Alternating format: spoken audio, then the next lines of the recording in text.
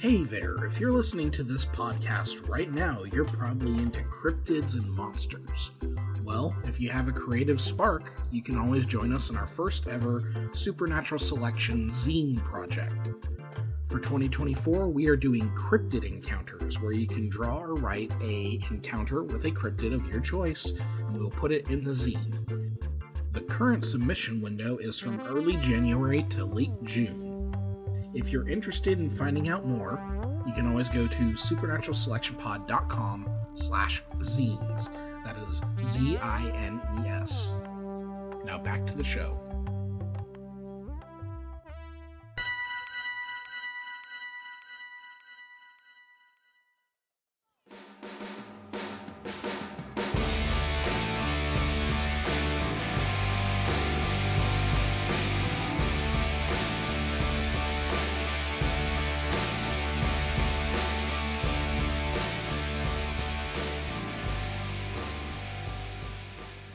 I'm dancing. Are you a dancing bear? No. I'm a dancing queen. Well, remember to dance without rhythm and you want to track the worm. Hello and welcome to The Distraction Hole, the only show built on the principle of we'll talk about that on another show. I am your host this week. I'm your host this week. Can you guess what the main topic's going to be, audience? Okay, anyway. Sex. I am your host this week, David Davis. And then with me, as always, are my co-eco-terrorists on behalf of Lisan Al-Gaib. Mostly because we fart. Hi, Mike. How you doing? I am defending democracy. Almost said patriotism. And that's another hint for what Mike is going to be talking about. And then, of course, we have Kevin, the one who started all of this. How are you doing, Kevin? Don't blame me. Jeez. Oh, you got the first show going, and then it just kind of ballooned from there. Well, I appear to have this addiction to podcasts. It goes all the way back to the Gigcast, so I'm doing okay. Kevin's down to recording 4 podcasts a week now. I didn't say a goddamn thing about that, but shit, yeah. Let's see, because you have this, you have Supernatural Selection, obviously, then you have Spooky Dice Bag. What's the other one? I don't have another one yet. He does guest spots on other podcasts sometimes. Not lately. Not lately, but for a while there, you were doing 4 or 5 podcasts a week. That's true. Well, Kevin's down to a 2 podcast a day recording habit. Yeah. Well, Gage wants to do a movie podcast called The Film Gauge, and might be on that. So, if we ever get around to it. But anyway, I'm doing okay. We're not going to talk about the horrible yawning gulf that is my soul, but we're going to go ahead and go into the fun stuff. Oh, we'll talk about another horrible yawning gulf that is the sandworm. But first, let's have Mike update us on what he's been distracted with. So not every waking moment, but a very significant portion of my time has been fighting both the automaton and bug menace in Helldivers 2. Which, for anyone that's is currently living under a rock and has not heard of Helldivers 2, it is how do you describe it's co-op. You're not fighting other players. All the enemies are NPCs. Can I tell you what I think it is? Costco Starship Troopers. Well, I was going to say that. It's like the perfect Starship Troopers game from what I've seen. Yeah, it's Starship Troopers, especially down to the over-the-top patriotism, and it does not take itself seriously. And so the 2 of the enemy factions are bugs, which are very much like Starship Troopers, or aliens, kind of, robots. Well, no, I was still continuing on the bugs. Oh, okay, my bad. Big scythy, going from little guys that are about the size of, say, a medium-sized dog and look like very large ticks, all the way up to skyscraper-sized, big nasty things that walk around on 4 big pointy feet and spew acid at you. And then but there's you also said there were robots, right? Yeah, the automatons, which are basically they're like if the Terminator and let's say pretty much any kind of robot in Warhammer 40K just had a baby and wanted to like saw your face off with rusty chainsaws. This sounds like the perfect like late 80s, early 90s movie. Yeah. Yeah. It sounds like something from the makers of Psycho Gorman. But it's you and up to 3 of your best patriotic friends to help save democracy, one suicide mission at a time. Everyone I know is playing it but me, because it's the kind of game that looks fun, but I would be awful at. Yeah, it's a third-person shooter kind of thing. There's a whole variety of weapons, and one of the main things you get are these what's called stratagems, which are things you can call in that you don't carry with you all the time. They range from like orbital bombardment to like strafing runs with jet fighters, and even pods that deliver you a weapon. Now that's also like there's a lot of collateral damage with that, right? Because I've seen the donkey video. So friendly fire is 100, even from the easiest mode. Friendly fire is on. There's no way to play without friendly fire. You just have to get used to the fact that you're gonna die. You're in a meat grinder. You are a piece of not ground beef. You're a piece of beef in a meat grinder that someone is slowly turning the handle, and you're just surrender yourself to being hamburger. Because you get put back into the game.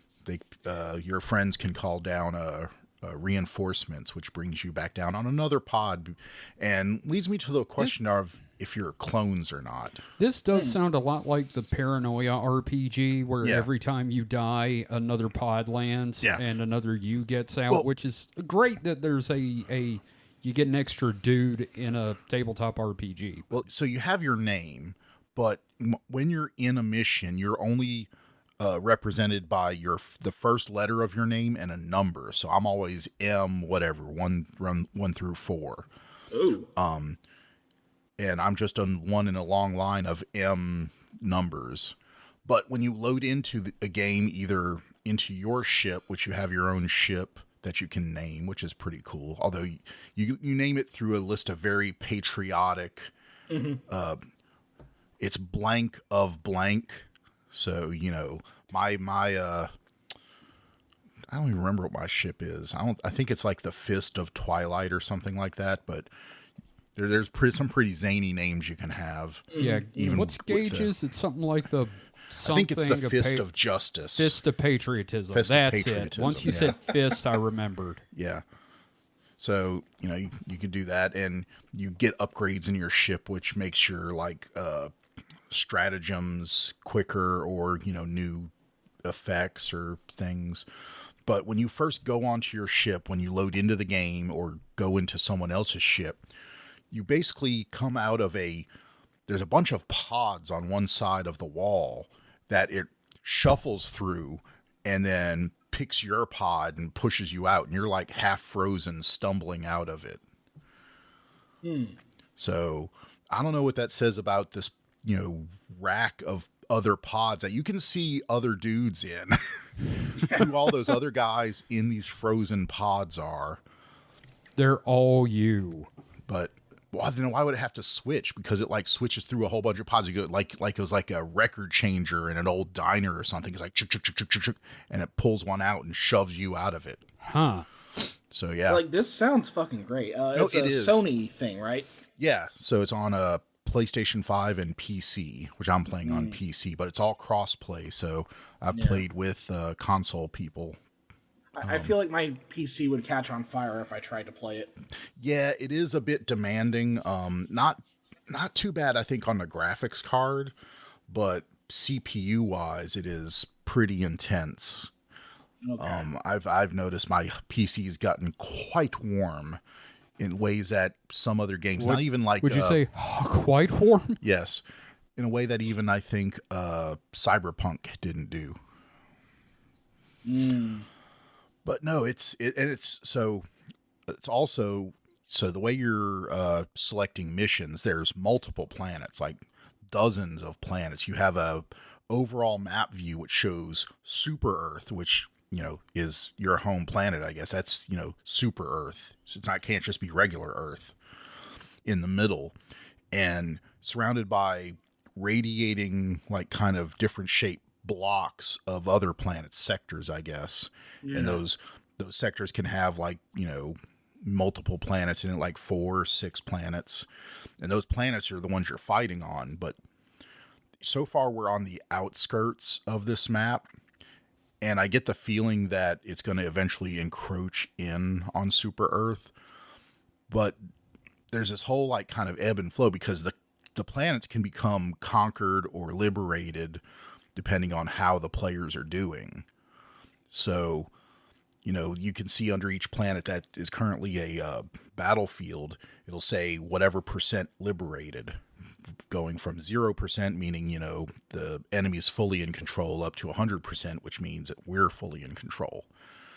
And there is a game master that's one of the devs that actually his job is to like kind of tweak it so, planets don't fall too fast, or, Ooh.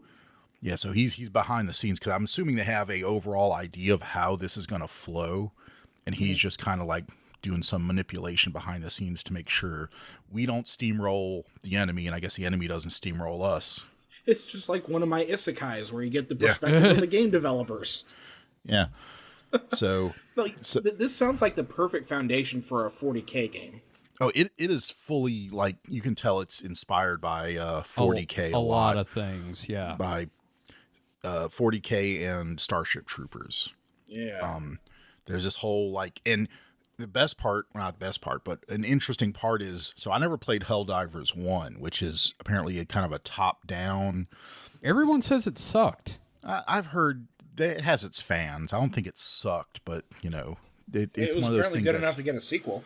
It's a little more tactical, niche, I would say. Yeah, isn't it kind of like StarCraft in a way? So it's a top-down game, but you're still only playing one dude. It's not like a strategy game. Okay, but it's more of like, say, Diablo, where you're controlling. It's still isometric, but you're controlling one character. Okay, I gotcha. And it was the same setup in that you could have 4-person squads going against battle. So the kind of format of the game, like the overall, stuff hasn't changed. Just it went from an isometric view to a third person, kind of following you camera. And also, like, the first game's graphics are very, like, kind of cartoony. Not very cartoony, but more cartoony for sure. Kind of like, say, StarCraft 1 or something like that. A little more stylized, where this is more, current gen. You could tell some money was put into the design of this game. Mm-hmm. It sounds fucking fun. Like, it makes me wish I had, like, a PS5. Because I love a good meat grinder game. Like, one of my favorite games in recent memory, not quite... Well, I'd say it's a meat grinder game, was Hades. Mm. Just the continual death. Like, you die constantly, but, like, I dig it. I dig it. Well, this you're dying in the name of the democracy. Mike, I had a great idea. I want you to, like, capture footage of the game. I'm going to, like, slow it down, make it black and white, put harmonica music over it, and do a Ken Burns style narration. Yes. Oh, that'd be fantastic. So a point I was trying to get to, but then I got sidetracked. So I didn't know much about the lore of Helldivers 1 before I started playing, but it turns out, it appears that humans are in fact the bad guys, because you're fighting, you're fighting the bugs, the terminids, I think they're called. Oh, that's not tyrannids at all. No, but apparently, so here's some bugs that in this lore, they have no space travel abilities at all. Yet they're somehow reappearing on all these other planets. They're just moving throughout this sector. And they also coincidentally decompose into oil, which can be harvested. Oh shit, no. awesome. And then the automatons, apparently their parent race that built them is enslaved by the Super Earth government. Oh my God. Holy fuck. So we are fighting to uphold democracy against these rightly wronged I think we're the baddies. Yes, we are the baddies. It is definitely Stormtrooper Simulator.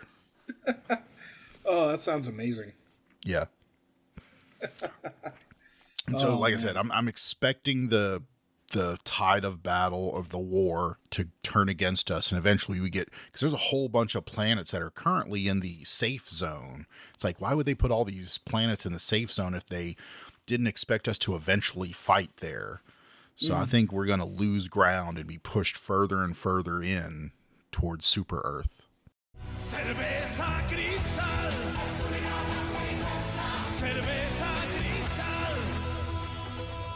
That's awesome. I love hearing stuff like that. That's cool. Yeah. So I will give updates about how the battle to uphold democracy is going. Yeah. Yeah, like I said, everyone I know is playing it but me, so... So one of the recent patches, or, I guess patch or content update they did, there was a battle on one of the planets to defend the exosuit production facilities, which, exosuits, you're like, wait a minute, we don't have exosuits. Well, once we secured it, yes, we did. So one of the newest things we can call in is basically, I would say 12, 15 foot tall mech that you get in, and it has, right now it has a Gatling gun on one arm and a rocket launcher on the other arm, and you just stomp around and shoot and blow things up. This sounds like the Sentinel Prime mission, or not what was his name? The giant robot in the Fallout game. Yeah, it was Sentinel Prime. Yeah, it sounds kind of like those missions where you're just following along and it's throwing nukes like footballs. Well, kind of, except, you're in it, and it's very much made of aluminum foil, because there's currently a bug that the rockets from the rocket pod shoot out, but they shoot slower than your turning rate. So if you're turning left really fast and shooting rockets, the rockets will hit the front of your exosuit and blow you up. Oh, God. You blow yourself up. Oh, that's fantastic. Wow. Oh, man. Yeah, I would love to play that eventually. Yeah. Yeah. It is a very fun game. Yeah, I don't really want to spend the money on it, but I may sit down at your computer one day and just check it out. But, I don't want to, screw up any kind of ranking you've got, because it's going to go down. There's no ranking. I mean, in fact, your kills and stuff really don't matter. Like, when you're done with a mission, you could see your stats, but really the only thing that matter at the end of the mission is you get stuff from the mission, like, depending on how well you did, you get like requisition, which lets you get upgrades, you get medals, which allow you to buy things from the war bond store, and you can get samples, which are found in the map, which are used to do research. And that's it. There's if you do 200 missions in a row where you died every time and didn't kill anything and failed the mission, nobody will ever know. Game design wise, all that sounds just very appealing to me. Everything you've said is no, if I had a PlayStation 5, I would get that game. I highly recommend the game for people that are kind of shooty game inclined. Yeah. And also, I would say I haven't come across a whole lot of griefing. I've read other accounts of it, but even those people that have had run into it said, yeah, it just doesn't happen as often as other games. Just because I guess there's no payoff for it. Well, that it's so easy to kill your teammates because they're friendly fire that if it more than likely you just have fun when you accidentally die. You know what I mean? I would say in any given game, 1/3 of my deaths are from either my own stuff or teammates, because you can totally get killed by even your own shit. You can call down sentry turrets that if you're standing in the wrong, say if you're standing between the sentry turret and an enemy, it's just going to try to shoot right through you. You can have a guard dog backpack that's just a little drone that flies over your shoulder that has like a laser cannon on it, and if it's like shooting at something and then it sees something over on the other, in another direction, it'll sweep that laser beam right across you. Just doesn't care.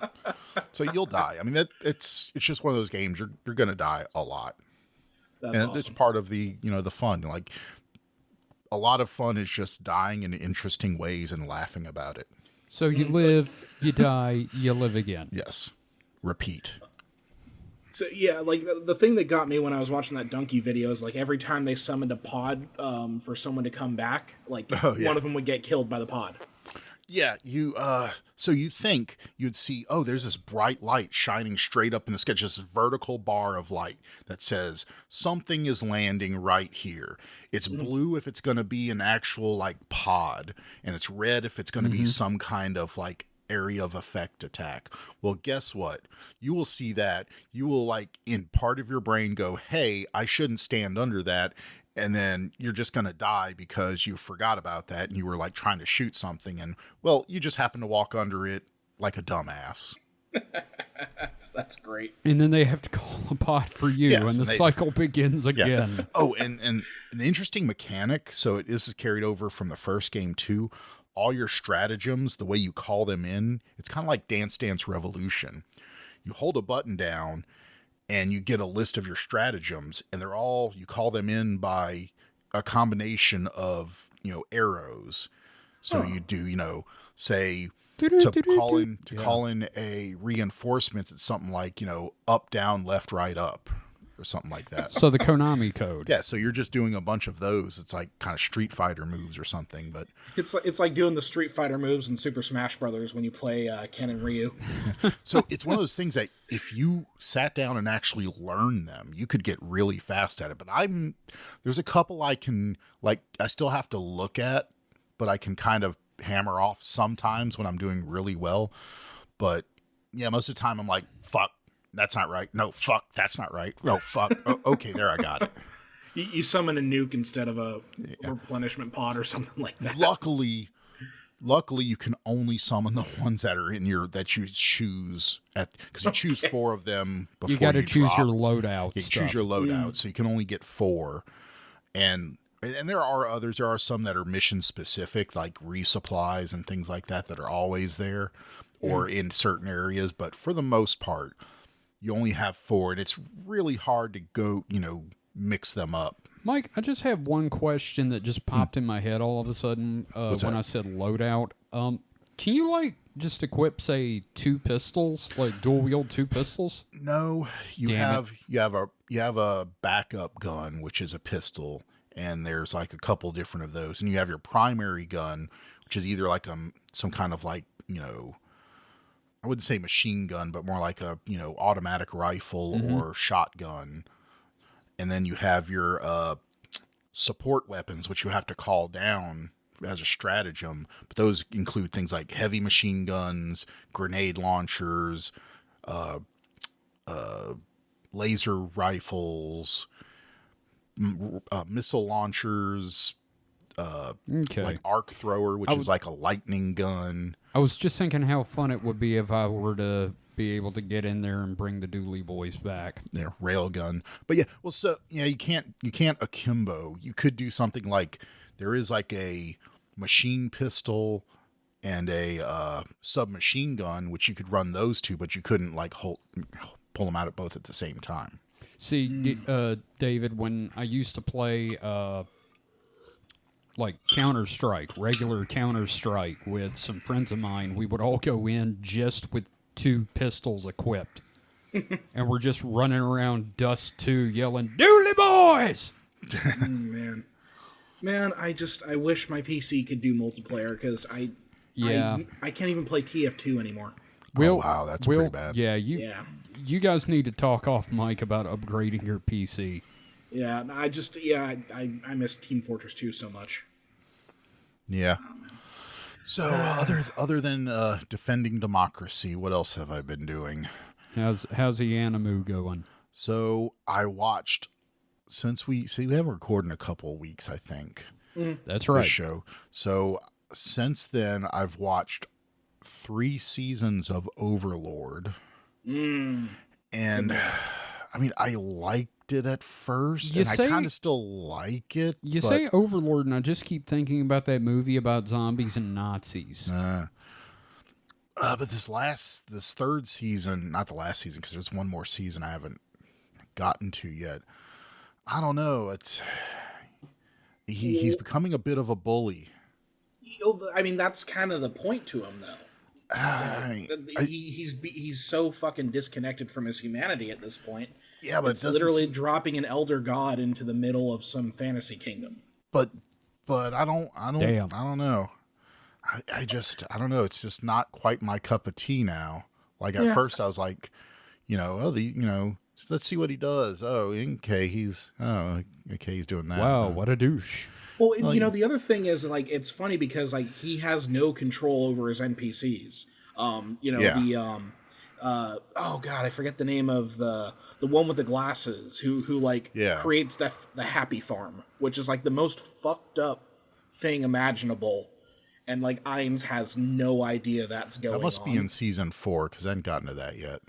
I feel like it's already going on in the background. It's one of those things that's, like, hinted at, and they don't really show it, but I know that they're doing a movie coming out soon, which part of the thing is there is, like, between 2 of the seasons, I think it's season 3 and 4, there's, like, an entire arc that's skipped because they're saving that for a movie. I mean, I do want to see, like the story behind what all's going on, so all right, so the people that don't know anything about it, including Kevin, so the gist of it is I forget what they think they do say a year in the opening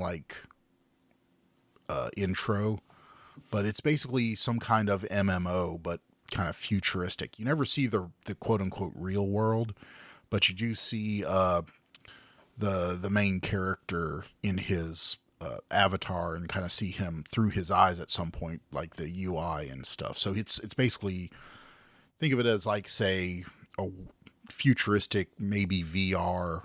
I'm assuming it's VR because he doesn't. They call it a dive VR game, MMO. Which usually means a fully immersive VR type game. That's kind of same terminology they used in like what was that stuff? They're using like Shangri-La Frontier and all that. There's one specifically I was thinking of, Excel VR World MMO and Excel Saga. Yeah. So one thing to note though is that he does come from a really fucked up dystopian future. See, I haven't really heard anything about the future except you get more of it in like the light novels, but like the world that he comes from is like absolute shit. You have to wear masks with respirators to go outside. He comes from like the absolute worst kind of dystopia, and so it's interesting. He's chilling out in this MMO when it's about to go offline. Like, it's the last day of the MMO, and he's hanging out with the only other person from his guild who showed up, and that person has to go because of their job or something. So he's just sitting there alone, counting down the minutes till the servers go offline. Well, things don't seem to ever turn off, and there's no real clue why, other than he now seems to be in a not really the same game because it's a completely different world now, but all the NPCs they had in their guild base are now sentient. It seems to be they're all his minions now, and he doesn't directly control them anymore. They all think he's God. Yeah, they think he's. Yeah, and then the other thing is like they keep assuming that he is a master tactician. Yeah, and he's just some guy that maybe a little better than most, but yeah, he was like a high-ranking player because of the guild, but he's not like some super genius. He's not that. He's got like the equivalent of a modern man in a Middle Ages kind of knowledge base. Yeah, and he, It's like being able to know about cell phones versus being able to build a cell phone in a network. Sort of, I guess. He definitely knew how to play the game, but the this reality is not the game anymore. So yeah. But his NPCs tend to take things out of control. Yeah. And then also, like, they just assume that everything is according to plan. Masterfully planned, Sama. Yeah, like he says some off the cuff kind of thing at one point, and it just makes one of them assume, "Oh, I'm just going to take over the world," is what he meant. Yeah, like I'll put this out there. Like, it's not for everybody. It's definitely like an acquired taste. It's just I like how mean it is.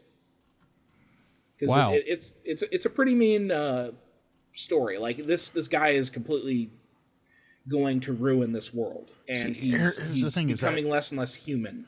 Up until like the end of season 3, I don't think it was that mean, and all of a sudden it's like, not all of a sudden, but it's just progressed and like going, I don't like this guy. I was thinking, he could like, get his underlings to not think of people as, insects. Wow. Yeah, but their point of view is like, again, these are people who are from a world beyond this one, and the people, like, it's like the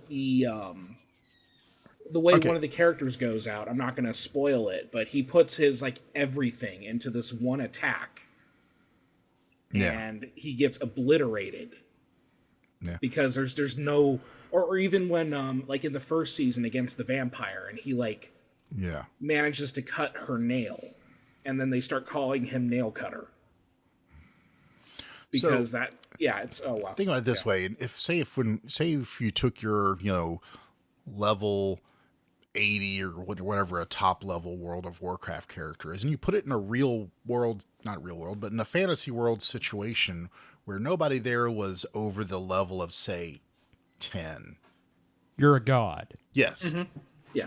Or you're like a demigod. Yeah, you're functionally omnipotent. You're Hercules.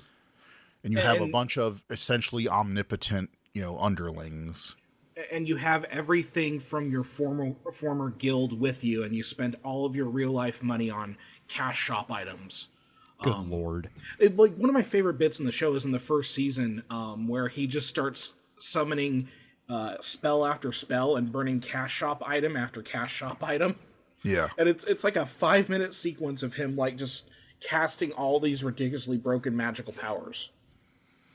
Well, see, I liked the aspects where he inadvertently did, good things, like when he gave those the horns to the village girl, and she ended up like it's like a horn to summon a goblin army in your command, and she uses it to like just defend her village.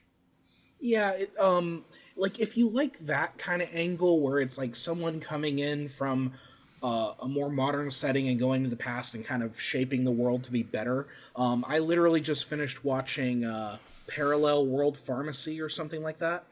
Oh, what the hell? And it's a pharmacologist who works himself to death. Okay, so obviously there's how he gets to the other world. Yes, but was he filling a prescription for a truck? No. Someone in his family died, and he became a pharmacologist to like find a cure to save her.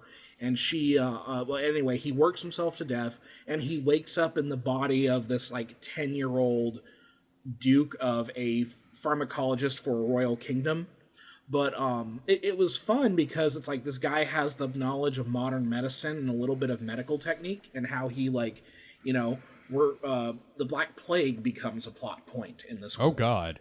And how to prevent it and everything like that. It was cool. So there's a lot of anime that kind of have that, like most isekai.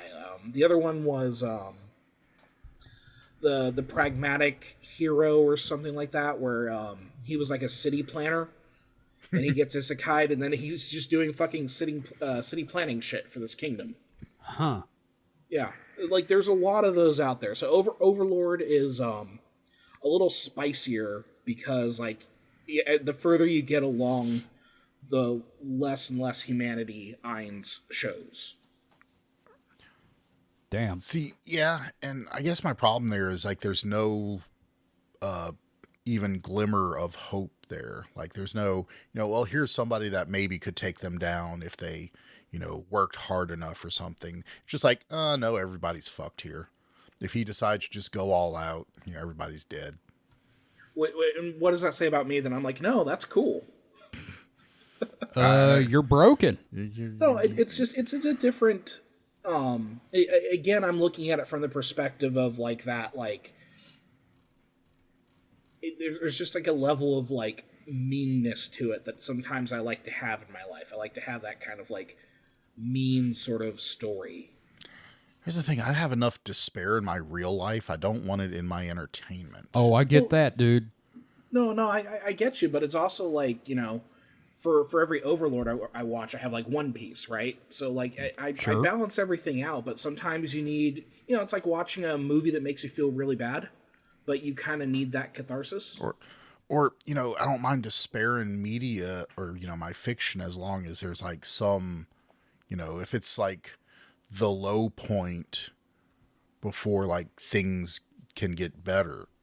And and the problem is I'm kind of like a little hooked because I want to see like, what happened, what exactly happened here. Is it like an actual other world, or is it like, they transition to a newer game and it's just a better game that he doesn't realize is still a game? Is it a copy of him and his real life person is still out in the world? Oh, that'd be just interesting. Like made a copy of his brain because he was in, he was connected at the time.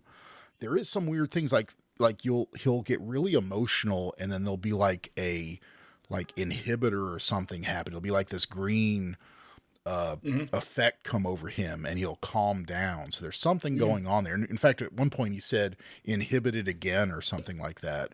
Interesting. And so there's something going on with him, but like we don't know what yet.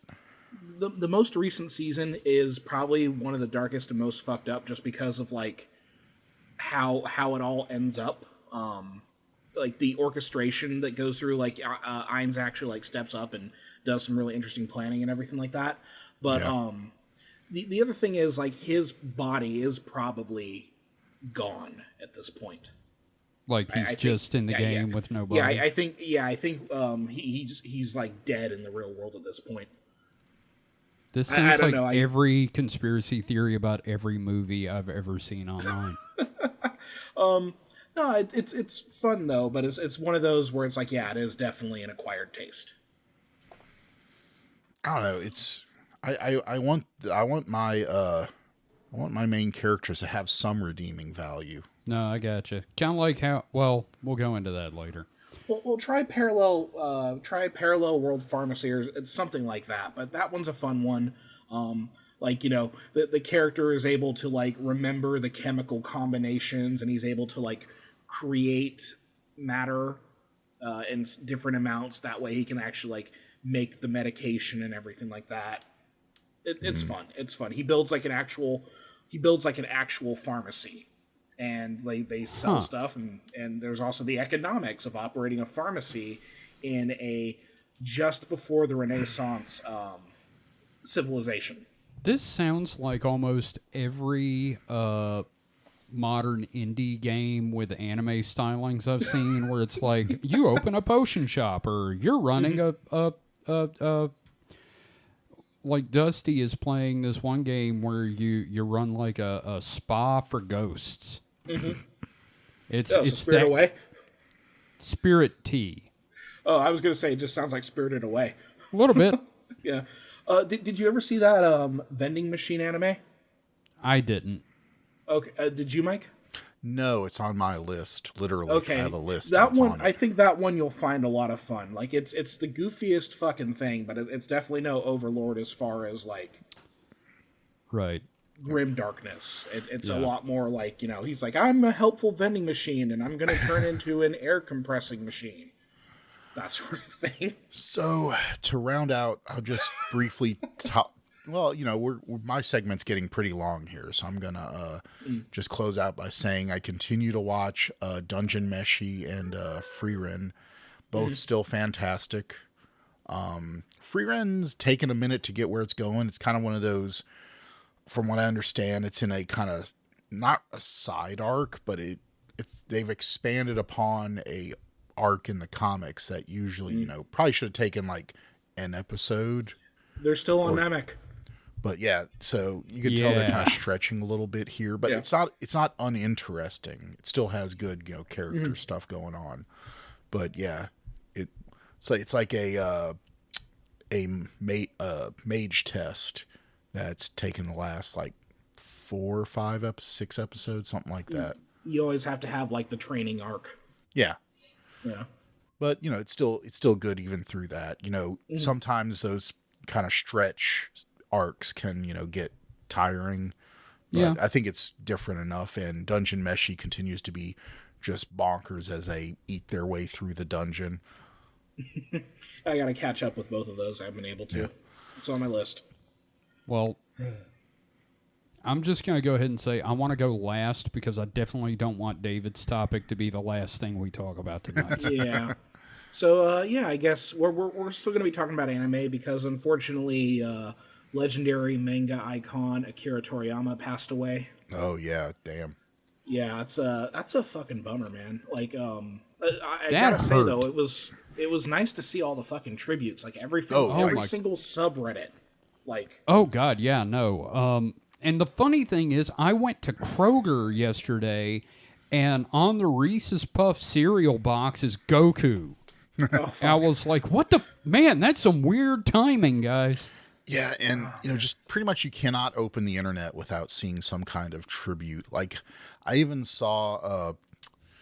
I don't know if this was on purpose, but a clip from the Shreveport, Louisiana, one of the news stations there, and they had a lady presenting it, and she was wearing an orange top with like a blue undershirt. I'm like going, did she do that on purpose? Mm-hmm.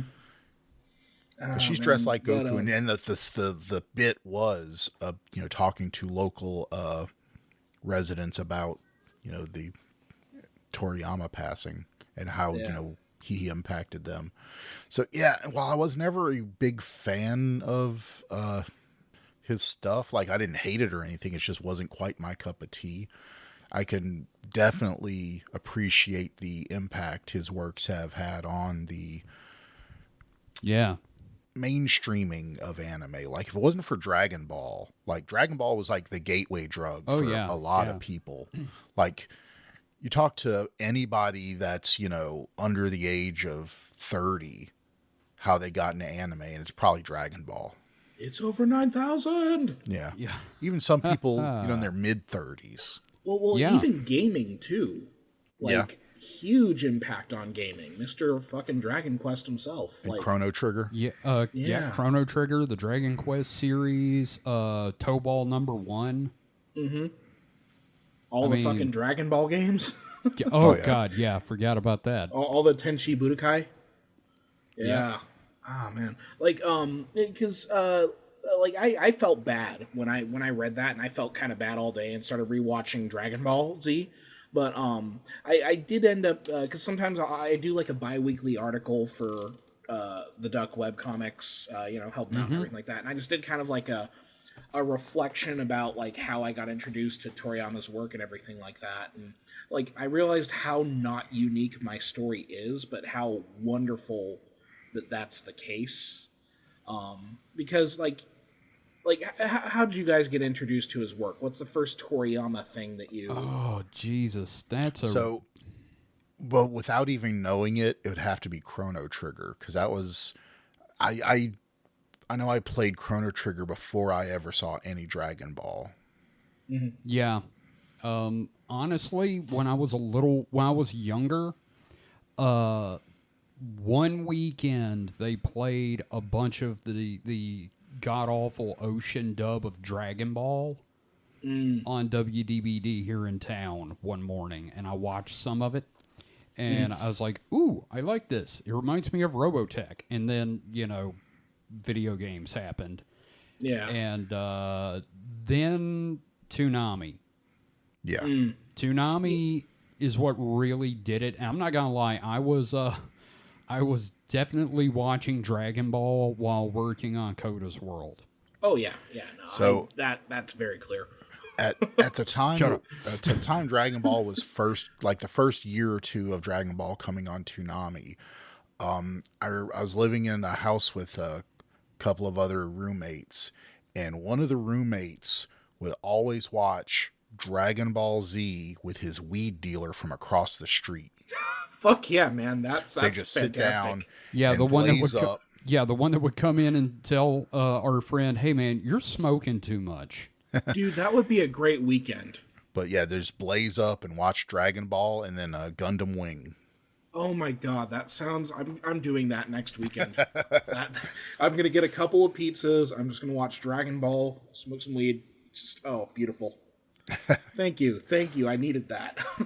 To their defense, Dragon Ball definitely is the perfect stoned watching because it doesn't move super fast, so you can like just blank out and time skip away, and then I didn't miss anything. Oh yeah, he's still charging. Yep. Here's the thing. I remember I had it on because it was on at the time I was working on like coloring comics, and I'd be listening, and every now and again I'd look over, and then as the storylines kept going, I would like stop working and turn and do full attention, and then the Frieza fight happened. I'm like, if this series ends after this, I'm good. Like, they could have ended it right here, and it would have been a fantastic ending. Mm-hmm. But they didn't. But it's... Not that there's anything wrong with what came after. I'm just saying that the Frieza fight was like, nothing will ever really top that. Like the fact that it's still fucking going and like hasn't like really dipped for the fans. And I was really excited for the new, what's it called, Daima, the new series that he's doing, where everybody gets turned into a kid, unlike GT. Mm-hmm. Which, let's not talk about Dragon Ball GT, okay? Yeah, okay. So here's something I wouldn't mind. Like, probably a lot of people would say this is heresy, but the idea of Dragon Ball abridged is kind of interesting. Like, if they were to redo Dragon Ball and Dragon Ball Z, but like, more, paced like the original manga. Mike, I'm going to blow your mind here. They did that with Z. It was called Dragon Ball Z Kai. They cut out the filler arcs, they recut it, and it flows better. You should check it out.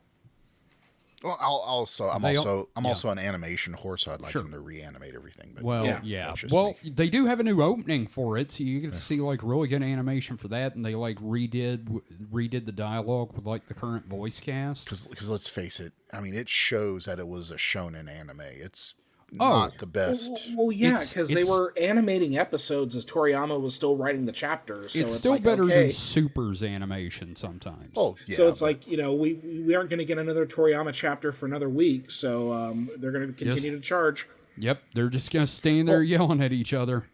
Well, I meant just the like limited animation. No, I quality. understand. Yeah. Because, they definitely, at least at the beginning, didn't have a whole lot of money to work with. Yeah. I think my first exposure to Toriyama's work would have been Dragon Quest, although I didn't really know it at the time. But sorry, love the music. Because my journey into the world of anime, it started with like Pokemon and Sailor Moon. But I used to get like Cartoon Network half the day just before Toonami aired. Yeah. And then it would switch to like Fox Sportnet or whatever. But finally we upgraded our cable, or they finally gave us all day Cartoon Network, and fucking Toonami changed my life, man. Just finally, because like I knew all the kids who had like Dragon Ball shirts, back when I was in middle school. The big thing was like the anime button-ups.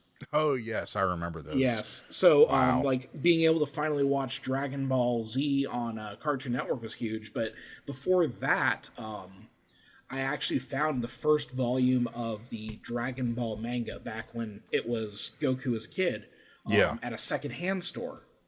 Mm-hmm. And that blew my mind. And I was like, I've got to get more of this. And I couldn't get it in town because at that time it was hard to find. Like, if I wanted to get any volumes of any manga, I would have to go to the Virgin Mega Store And this isn't a joke or anything. It was like Virgin Media. Yeah, yeah. But like we had a big mall outgrowth called of the Ontario. record store. Yeah, we had a big mall called Ontario Mills that had it was like a mile-long square. And then right in the middle of it, from one side to the other, was this giant Virgin Mega store that carried movies, DVDs, books, and they had actually 2 aisles of just manga volumes. And, well, that sounds like paradise for the young Davis. Yeah, for real, because I used to go down there to that mall and go to GameWorks, which was a 2-story arcade. I'd get some that sounds food. good. Yeah, I would go to the food court and get some Kenny Rogers roasters, and then I'd go to the Virgin Mega store. Could you see it through the red blinding light? Yeah, I always walked past that place and developed a tan. I'd be like, whoa, am I darker now? Yeah. Here's the thing, all right? I need to talk about Toriyama as an artist for a minute, okay? Oh, yeah, absolutely. Please do. So, when I first discovered Toriyama as an artist, it was after Robotech and all those fairy tale animes they had on Nickelodeon and Voltron and all that. But when I found Dragon Ball, something about his art style clicked in my head, as in this is what anime is. This is it for some reason. And I read an interview with him and I felt terrible about the way I drew characters. I always started with the face and the head and worked out from there. I was like, God, that's unprofessional. And then I read an interview with Akira Toriyama, and he said, I always start with the face and the head. I was like, oh my God, I can do that. And I've always taken that. Anytime I think about the way I start my drawings, I'm like, nobody. Akira Toriyama did that. That's okay. So I'm thinking about his style, and what I love about his art style is he can be both silly and serious. Oh, yeah. With just a few lines. Yeah, yeah. And I went back and started reading the Dragon Ball manga, just Dragon Ball, not even Z. I just started with Dragon Ball. And, God, it is so good. Yeah, I prefer Dragon Ball. I think Dragon Ball is better than Z, but I'm not going to turn down Z, right? Yes. Yeah, no, as far as manga goes, though, Dragon Ball is just so damn good. And, the backgrounds, when there are backgrounds, they're so detailed. And, of course, you got to mention all of his mech designs. Oh, yeah. I love his mech designs. They're goofy. It's like if Humpty Dumpty built a bunch of mech, that's what they would look like. Yeah. Every robot he's ever designed. Here's Bulma riding on the back of a headless robotic ostrich. Yep, that's it. So he's shown that he definitely likes things in orb form. Yeah, capsule corp. And I've seen him do actual proportionately correct mechanical drawing, and he's really good at it. But if he wants things to be more cute, so I've seen him draw cars that they're chibi versions of real cars that the characters are in, and they're just more orb. They're closer to the idealized orb form. Yeah, he tends to do things very orby or boxy. Yeah, even his character designs, even adult Goku is very kind of squared off. Well, machines should be orbs and people should be squares. Yes, that's what he believes. Because once you get to Dragon Ball, everyone becomes a square. Ladies should be round. But, that's what I think that's his design ethos. Yeah. Great designer, though. I'm just thinking about, it just so fucking iconic because I was playing Dragon Quest 11, and, the designs in that game are so good. 8 is by far my favorite. Yeah. Dragon Quest 8 was just a great game. And here's the thing about him passing. There is never a time where him dying was not going to hit me like a brick to the face. I'm just mad it was this soon. Yeah. But he was only 68. Yeah. I know that's not young. I'm sure there's someone out there going, oh, what an old man. I'm like, motherfucker. Well, it's pretty young for a Japanese guy. We've hit a point where, in Japan particularly, 100 is not out of the ballpark. Yeah, you die at 68 if you're Yakuza. Yeah. And God, and like just tributes all over. I'm gutted. I'm gutted. He was one of the artists. Like there are 3 artists I really studied going into wanting to do comics. There was Jim Lee, Karl Barks, and Akira Toriyama. That's a good like Mount Rushmore.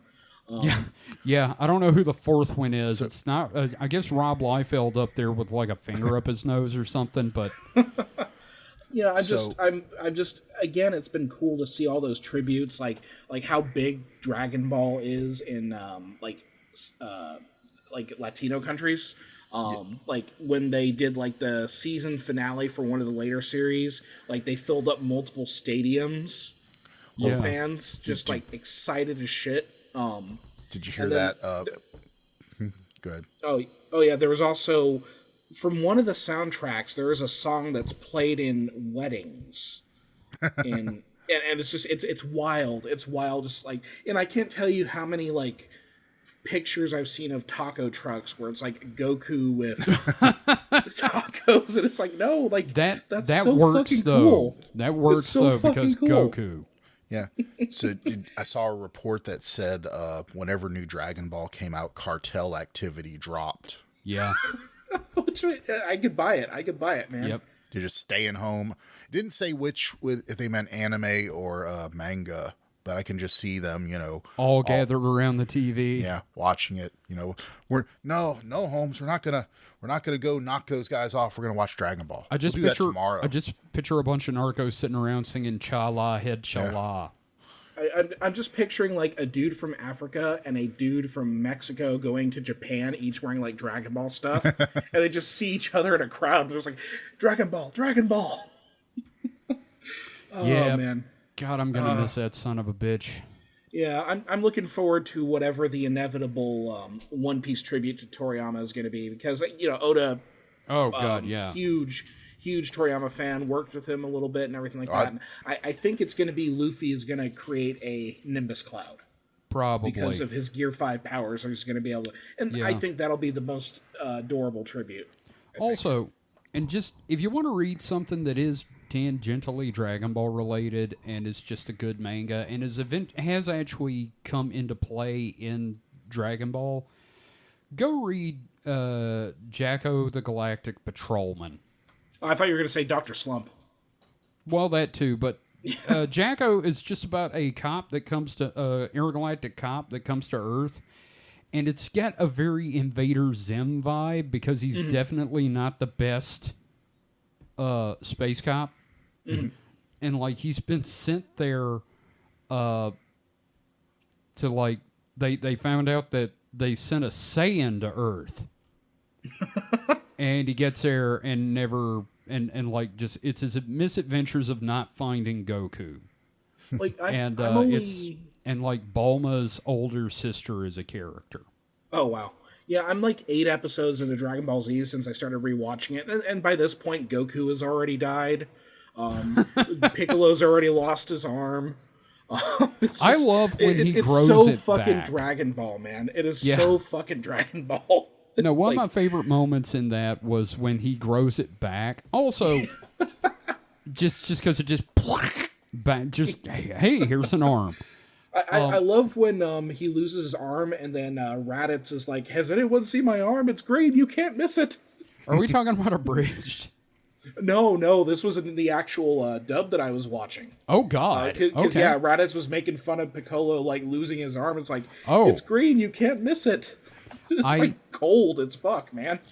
I'm really wanting to go back and watch DBZ Abridged now.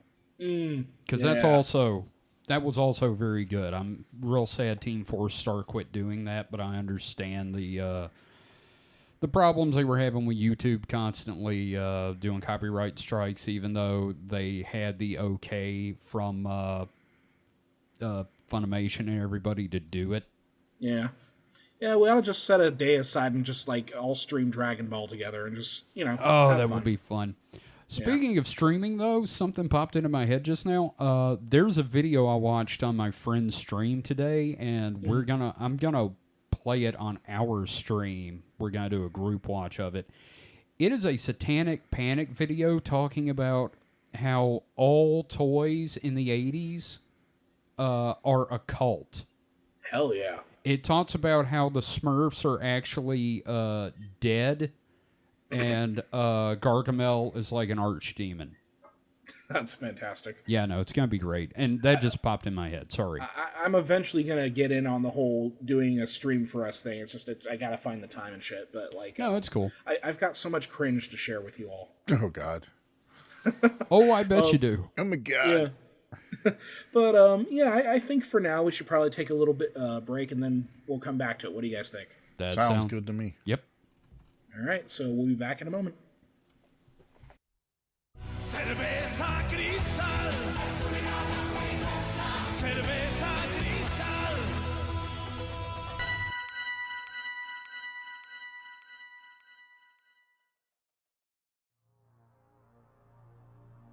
Hi, everyone. This is Kevin from Supernatural Selection. Are you an independent creator? Do you have a webcomic or an Etsy store? Do you 3D print things? Or are you just looking to get some word out for your Discordian cabal with social terrorism? Well, we'd love to help.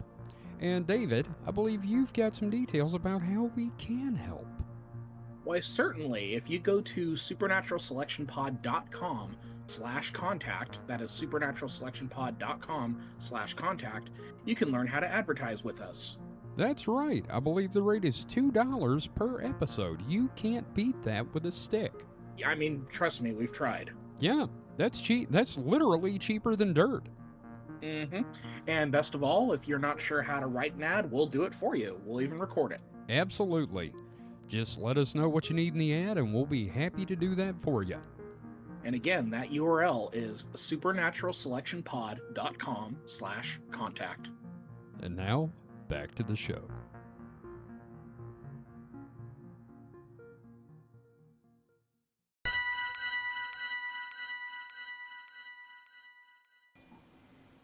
And welcome back to the distraction hole. We're going to crash this plane with no survivors. Damn, son. Yeah, no, we're playing for keeps on this one. In this episode, one of us dies. But who? Whoever Find gets out voted at the end. Find out in the next episode of Dragon Ball Z. All right. Oh, so, that voice. I'm going to have that voice in my head for days now. On the next episode of Dragon Ball Z. You know, I was doing some coloring of a comic today, and I had Dragon Ball Z playing in the background. Because you had just mentioned that. I'm like, oh, yeah, the synchronicity, right? And, like, It was just so fucking comforting. Yep. No, that would send me wrong. I might have to do that now that you say something. Yeah. But I think we should turn our attention to the 50-ton sandworm in the room. Yeah. So, guys. Yeah. Me and Mike today went with a large group of our friends, and we saw Dune Part 2. Electric Boogaloo. Earlier in the week, I watched Part 1 to prepare. Mike, did you ever get around to it? I did not, unfortunately. Oh, that sucks. Well, I really, really like these movies. Well, they're good. If I have a problem with Dune Part 2, it's because I have a problem with the second half of the book, because it is so dour. It is just... I mean, because, you know, Paul turns into Space Hitler, so... I don't necessarily know if he turns into Space Hitler. Well, it's space like fascism. maybe a space... Oh, no. Maybe that's in the next book, but like in this, I don't call him Space Hitler. He is on the road to Space Hitler. He never, like... Again, like, a lot of this is against his will. Whereas, like, Hitler was like, go, go, go, step on the gas. But... Well... Once he has the waters of life, he kind of is like, well, we're doing it. Well, it's the golden path. Yeah. He has to. Because, like... I know, but like he still. said, he only saw one way that wasn't extinction. Yeah, that's If it's fair. good enough for Doctor Strange, it's good enough for Paul Kiswat Haderach Muad'Dib. Which, Atreides. that's... Harkonnen. Yeah. Well, Stevenson. Now, Mike, I want to hear your thoughts on the movie. I mean, I liked it. Okay. Okay, what else that was What Mike. else you want to know? Yeah, okay, that's fair. David, your thoughts? Okay, well, number one, like, I loved it. I have some quibbles here and there, but nothing. For me, it's like almost like the most perfect adaptation of Dune you can do. It's the best we're ever gonna get. I can tell you that. Like just like how the best adaptation of the Lord of the Rings trilogy was Peter Jackson's trilogy. Did they change some stuff? Absolutely. But the spirit of what it is supposed to be is there. Well, it's one of those things. They changed stuff because it's a movie, and some of the things that happened in the book work because it's a book. Yeah, well, and also, like, some of the changes were for the better. I think Chani is a much more interesting character in this. Oh, yes, God, no, huge improvement. Do I miss, the Navigators, and do I miss Thufir Yep. Hawat? Yeah, but... Yes. Oh, God, when we came out of the theater, I was like, I miss the cat. Yeah, it was funny, because, like, we got on the movie, and I asked Holly, I'm like, was Thufir in there? Because I didn't see him, and it was just so weird that he wasn't there. Which, I get it. Yeah. I totally understand why he wasn't, because you can do the movie without him being in it. But they also, did it. like, if Denis Villeneuve wants to do a 4-hour cut, I'm okay with that and watching that at home. You know God. what I mean? Oh, God. Not again. It's like the Lord of the Rings extended trilogy, the perfect way to watch that movie. I was thinking the extended cut of David Lynch's Dune that I saw while I was hopped up on the meds. I love David Lynch's Dune, and Yeah. you're never gonna reach the peak that is Patrick Stewart with a pug in his arms. Okay, yes, rang into battle with the dog. Battle Pug. For Duke Leto Atreides! Yeah. Like, don't get me wrong. Like, is it a great adaptation of, like, the novel? No, It's pretty bad. but it's a great movie. Like, And my comment- I enjoyed yeah. the fuck out of it. Well, my comment was, okay, the weirding way is like, all the stuff that he learns and the fighting style, and then, like, David Lynch turned it into a gun, which is, like, the most American thing I've ever heard of. It's so fucking quotable, too. My name is a killing word. Here's my favorite part about, speaking of, during the movie, after he kills Fade, and he's standing over him, I wanted to yell at the body and someone to say, Usul no longer needs the weirding module. So, there's I loved the movie, though. Yeah. So yeah, we're getting back to, like, the modern Dune here. But Yes, the new Dune. like, there's so many cool little touches. Number one, everything on Katie Prime, like, Oh my God, that was amazing. and then Austin Butler as Fade Routha. Oh my God, so good, so good. Yep. He's just like pretty enough, but also off-putting enough. Oh, he's very off-putting. He looks like one of our coworkers, and we were like, "Hey, what's he doing in here?" Yeah. But I'm gonna say something about this movie, or about the Geedy Prime parts.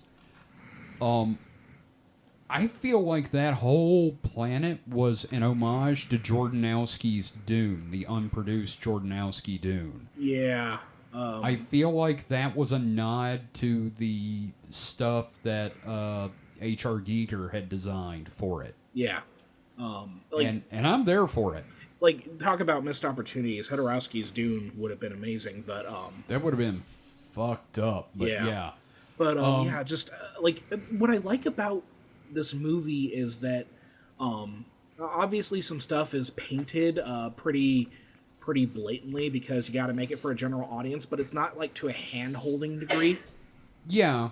Like like the thing with the Baron, like, not drugging one of the fighters, just to kind of show, like, this is what life is like amongst the Harkonnens on Gady Prime. Like, it's there, but it's they also also great because it is a good thing for Fade, but it's also like, if he dies, he dies. I wish the Baron was a little more incestuous. Like, it sounds weird to say that, but, like, I think that They didn't play up the pedophilia. Yeah, and I feel like that. I think of all of the characters in the two movies, I think the Baron is probably the most toned down. Underused, I feel like. Yeah. Which, I get it. You know who was a good Baron? Was a guy in the Sci-Fi Channel miniseries. Mm-hmm.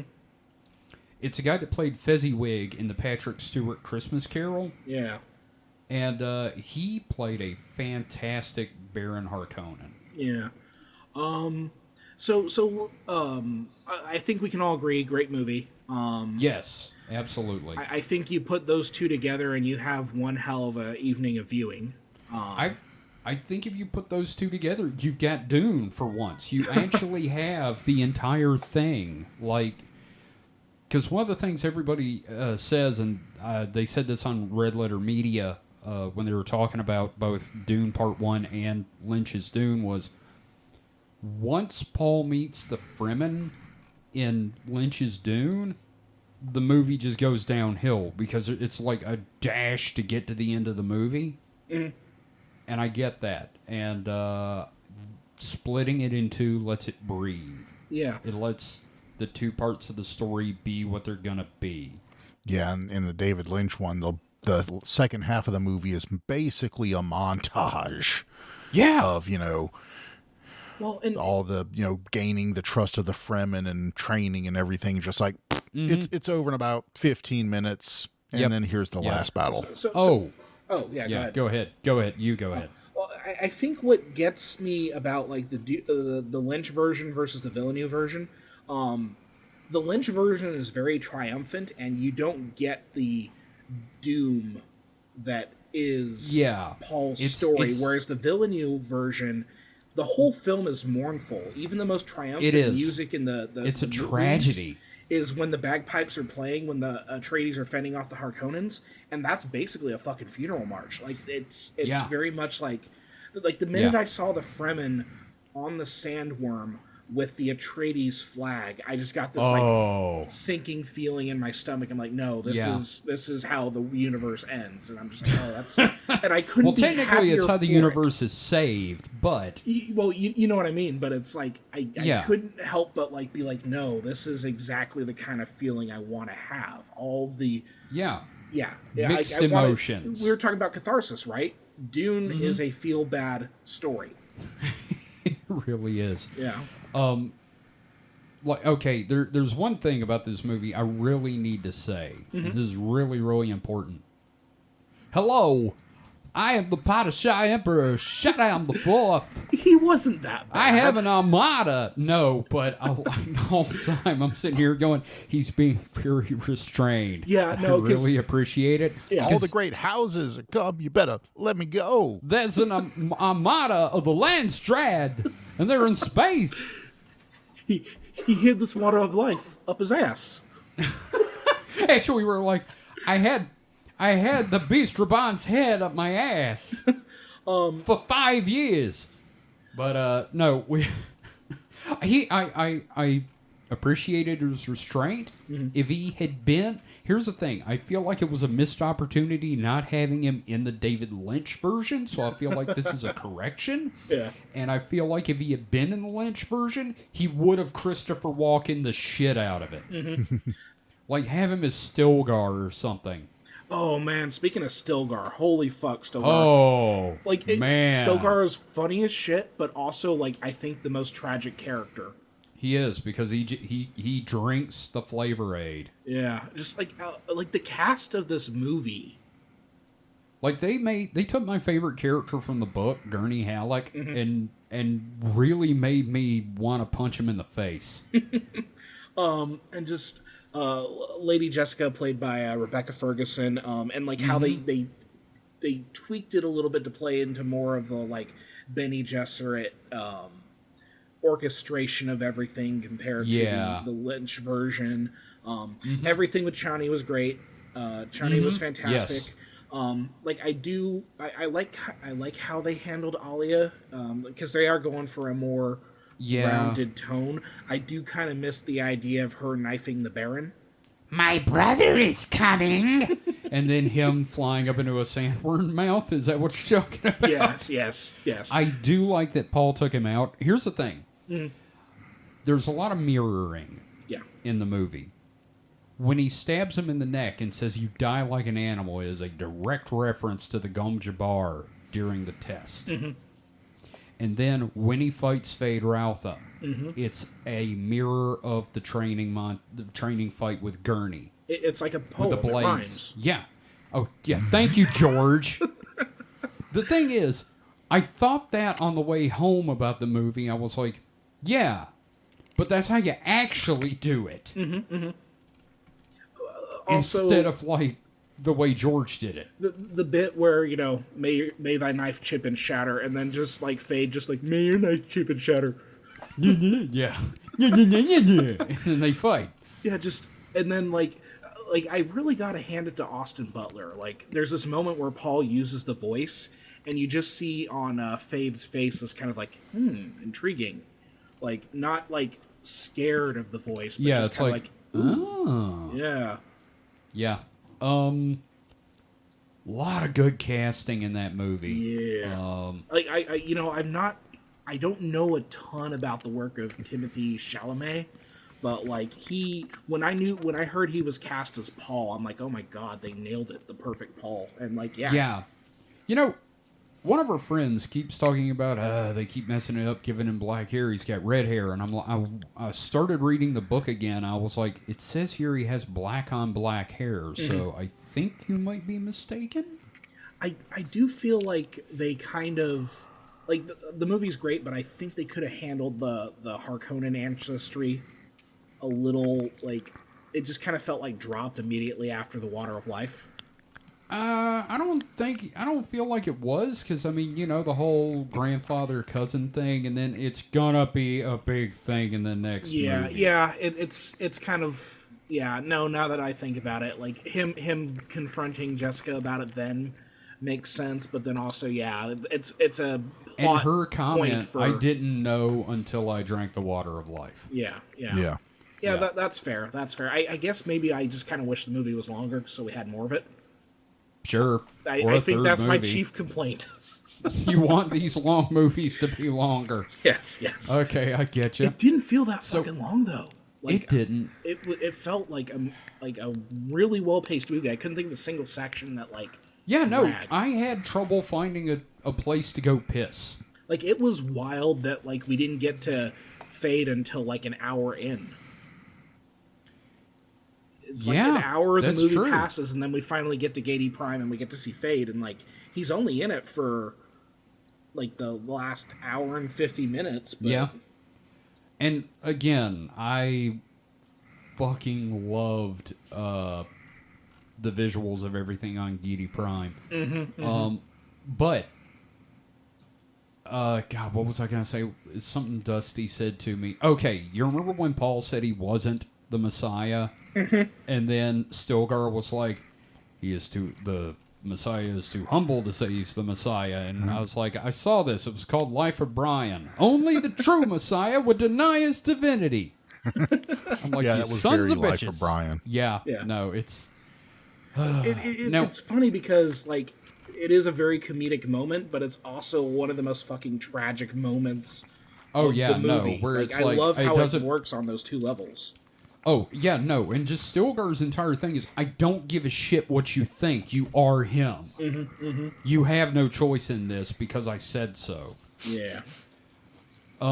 So, I want to talk a little bit about the influence of Dune on the entire Western world. Because I feel like it's important. Less the maker and his water. Yes. So, first off, I have also been getting into Warhammer again, obviously. Painting the figurines, watching lore videos. There's this dude called Luton that does really in-depth videos about the lore and gets extremely philosophical. Oh, yeah. And they're really good. Yeah, I follow him. He's good. Oh, great. Okay. Really good videos, but I'm also sitting there going, yeah, no, this is Dune without the Jews. from the later books. This is just Dune with orcs. So okay, it's the God Emperor of mankind. I mean, it is straight up a parallel. Well, and it's like, you can name anything, and we could probably play 6 Degrees of Separation with Dune. Like Game of Thrones, all of the houses. Well, that's just the fucking Landsrod. Yeah, and I can play it 1 degree. Wheel of Time, everything in it. No, It's like if you took Dune and Lord of the Rings, and then like pushed their heads together like the meme going, "Now kiss." But like the Bene Gesserit and the Aes Sedai, the Fremen and the Aiel, it's like I said, the Aiel are basically ginger fantasy Fremen. So, but yeah, no, there's like so many things I'm watching that movie and just going, God, it's so apparent now. And I'm not dogging the Wheel of Time of course for not. doing that. We wouldn't have Star Wars if Dune hadn't happened. it's just part of how much of a seminal work in the fantasy space that Dune is. Yeah, you said earlier, Mike, it changed science fiction. Yeah, no. So a little story here that I read, just because this everything's is great. been about This is great. Dune recently.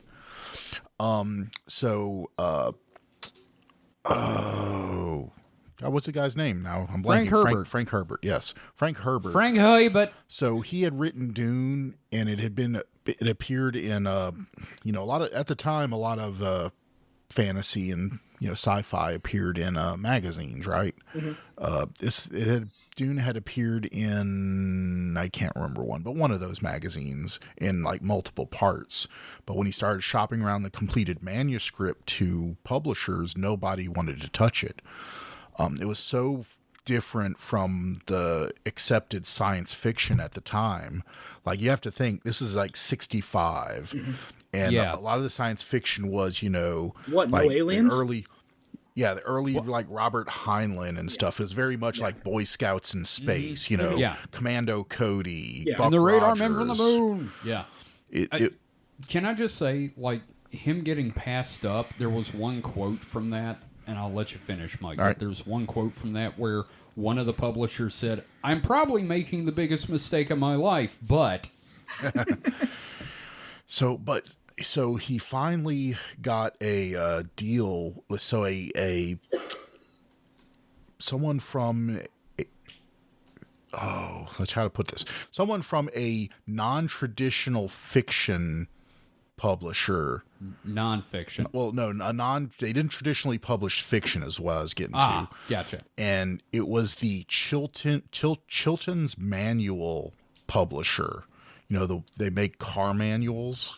Yeah, they're in every parts shop. You can buy a Chilton manual for your car. On the cover it has the picture of the car that it's about with like, kind of the see-through drawings. You can see parts in it. And they do like parodies of it for like science fiction. You can get like a parody Chilton manual for the... Well, there's Chilton and Haynes, but yeah. Yeah.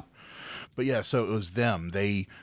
One of their buyers convinced the bosses to take a chance on this Frank Herbert guy, and so they did it. They bought the publishing rights, did it up, published the book, and it flopped hard. Like, it was critically panned. They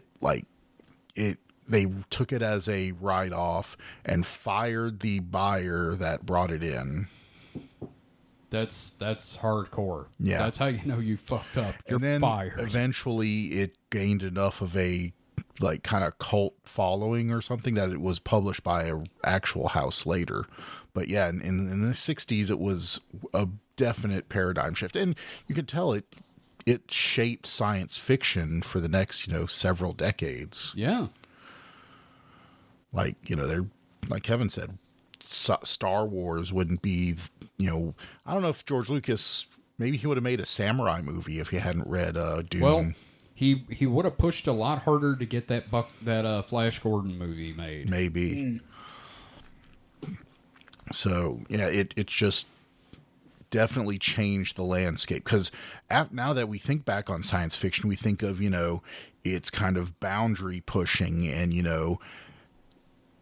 just reframing human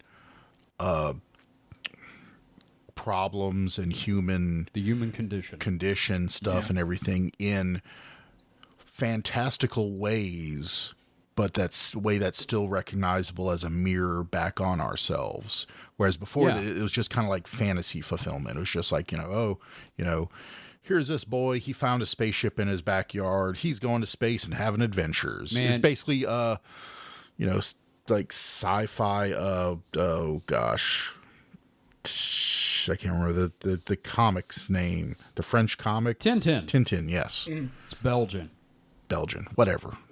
they both speak French. It's all the same. Oui, French. There's two like paradigm shifts in science fiction, I'd argue. Mm-hmm. For film, it's you either do pre-Star Wars or post-Star Wars. Oh yeah. But in order to get to that, you either have pre-Dune or post-Dune, and yep.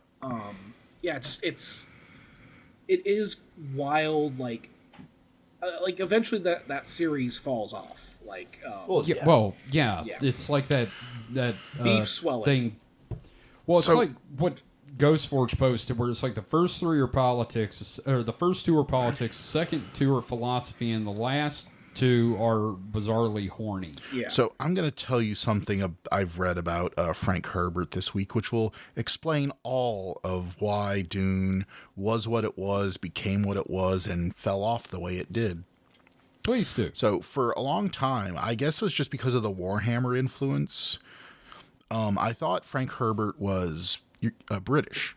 For some reason, I just thought, just because of the name and everything, and that he seemed to be a bigger deal over there, because I always heard a lot of, Brits referencing Dune. I just thought he was British, but turns out he was American, lived in Portland most of his life, and that man grew magic mushrooms and did so many psychotropics. Hell yeah. Yeah, he was real big into psilocybin. Yeah, so he was high as balls watching sand dunes when he came up with the idea. And that gives you an idea of why it kind of like petered out, because he's just so tripping tripping balls. Yeah. Yeah. Like, I am curious, because it looks to me like we are going to get Dune Messiah. Which I'm glad. But that'll be interesting for me, because obviously I've known the overall arcing story of Dune for quite a while. And this is just a chapter that I know very little about, and I really don't want to learn anything about it. Okay. Other than the little bit I know before I go into it. Right. With that said, though, I hope that Denis Villeneuve takes his time. I hope he's no. Oh, yeah. At this point, he can blank check whatever he wants, and instead of jumping into Dune Messiah, as much as I want him to get to that immediately, I hope he just gets to make whatever fucking movie he wants. Yes. No, he should definitely use this kind of courting period where they're going to want him back for definite sure to just do a vanity project. Yeah, I kind of hope he does. He pulls do a palate cleanser. What's his name? Christopher Nolan, where it's you did this and now he can do a dream project, an original picture, and then come back to it. Yeah. Yeah. So part 2's opening weekend just by a little bit surpassed Oppenheimer. Ooh. Yeah. Neat. I looked that up earlier because I was curious. So, yeah, that's quite surprising. You know what the biggest shift for me is? Is Dune memes. Yeah. Oh, yeah. No, that's definitely... I'm living in a world we call where it the general... I'm living in a world where the Gen Pop is making Dune jokes, and that is blowing my fucking mind. Because I grew up in a time where...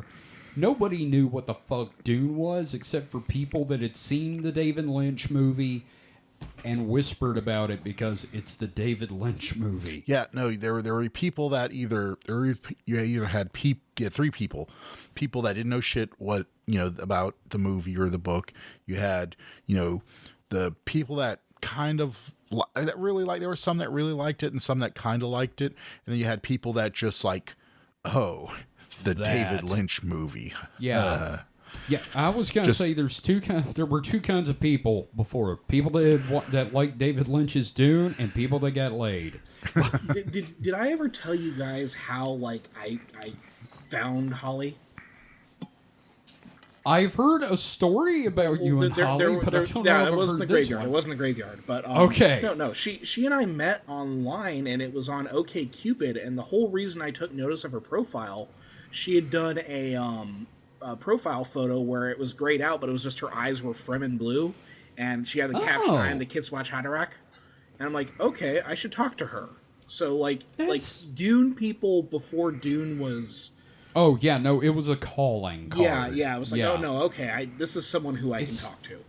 It's the nerd it was the nerd equivalent of a Masonic handshake. Yes. Like the fact that I could reference, like, moments from the book, and, like, she got it. It was like, okay, no, this is great.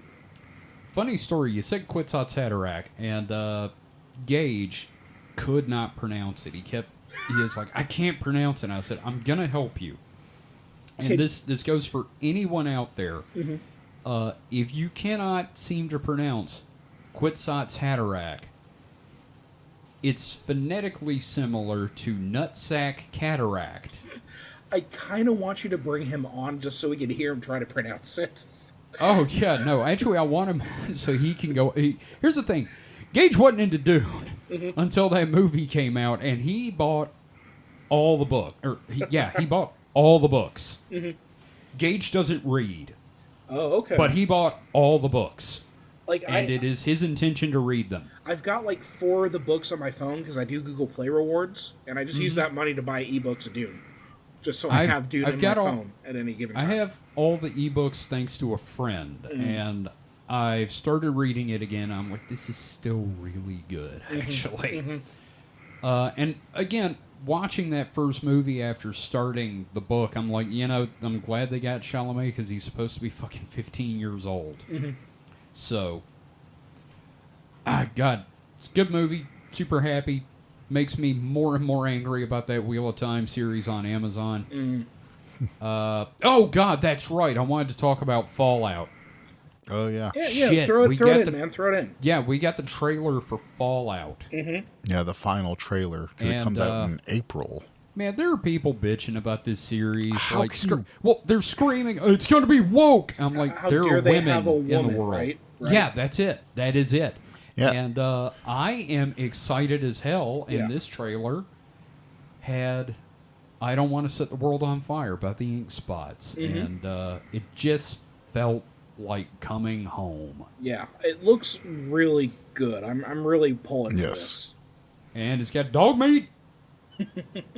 Yeah, I've pretty much had high hopes for it since the beginning because it's one of those settings that has a lot of room and a lot of latitude to do your own thing, like the Halo TV show. I enjoyed what I've seen, but I can understand the fanboys' problems with it's not, breaking the characterization of Master Chief. I mean, I can understand that. It's not what you were expecting or what you're used to. Well, all they had to do was set it in a new vault, and you got all new characters, and you really don't have to worry about any of it. Yep.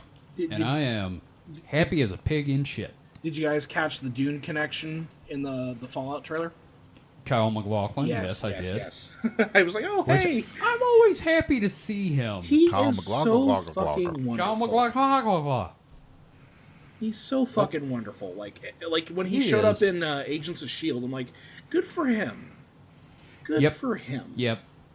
I'm always happy to see him. Yeah. I sometimes see his social media posts because he's an internet sweetheart. And just cool vibes, man. Cool vibes. Yeah.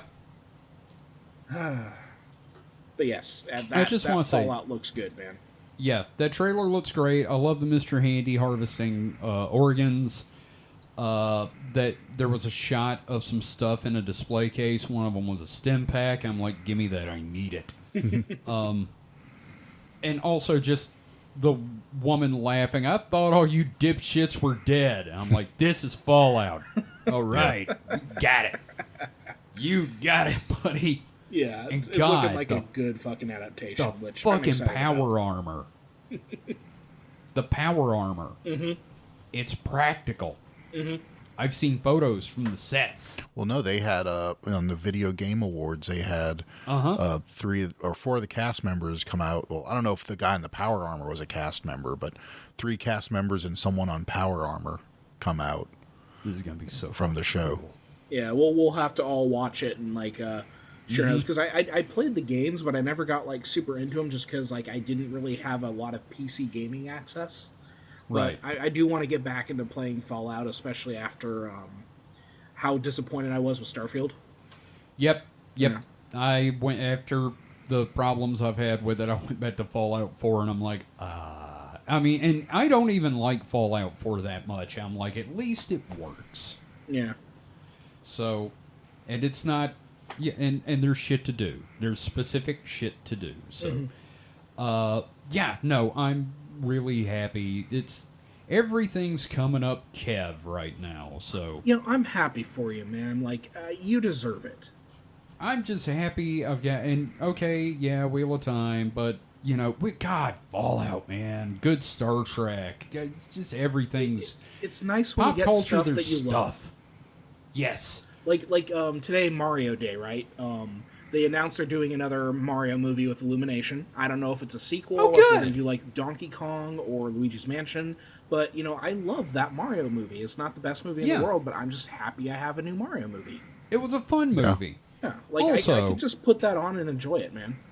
Speaking of Jack Black, all right, so Kung Fu Panda, there's a new Kung Fu Panda coming out.